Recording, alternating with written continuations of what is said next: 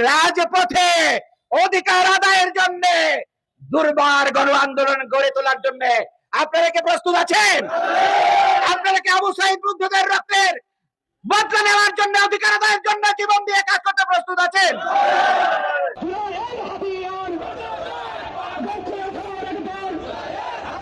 এদেশের 70% লোক এই গণভোটের পক্ষে রায় দিয়েছে। অতএব এই গণভোট কোনো ফেলনা জিনিস নয়।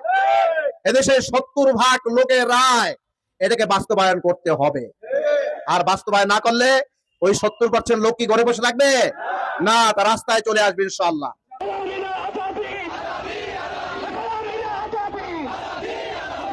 সেই সংবিধান সংস্কারের সকল পদক্ষেপকে উপেক্ষা করে বর্তমান সরকার তারা সেই শেখ হাসিনার ফ্যাসিবাদী কায়দায় তারা আগামী দিনে দেশকে পরিচালনা করার জন্য একের পর এক চেষ্টা করে যাচ্ছে।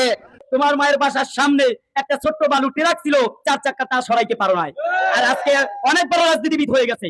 আমরা তাদেরকে হুঁশিয়ার দিয়ে বলে দিতে চাই, আর আপনারা এমন কোন জনগণের বিপক্ষে দাঁড়িয়েন না। যদি জনগণের বিপক্ষে দাঁড়ান, তাহলে যদি আরেকটি জুলাই আসে, তাহলে আপনারা পালানোর সুযোগ পাবেন না, কোনো বিমান হেলিকপ্টার কোথাও না। একটা কথা মাথায় রাখবেন, বিরোধী দল কিন্তু সব থেকে শক্তিশালী। তারা কিন্তু জুলাইকে আর মাঠ থেকে উঠতে দিবে না, এটা মাথায় রাখবেন। আমরা বিএনপির বন্ধুদেরকে জানাতে চাই, আপনারা সরকারে আছেন ভালো কথা, গণভোট 70% মানুষের যে ম্যান্ডেট, এই ম্যান্ডেটকে যদি আপনারা প্রতারিত করেন, এই মানুষের সাথে যদি বেইমানি করেন, তাহলে ওই আওয়ামী লীগের পরিণতি আপনাদের বরণ করতে হবে। নব্য কেউ ফেঁচিবাদ হয়ে উঠবেন না। জনগণের পাশ বুঝুন, জনগণের পাশ বুঝে জনগণের ম্যান্ডেটকে মেনে নিন। আমরা জান দিয়েছি, প্রয়োজন মতো আবারও জান দেব, তারপরে জুলাইকে বিক্রি হতে দেব না।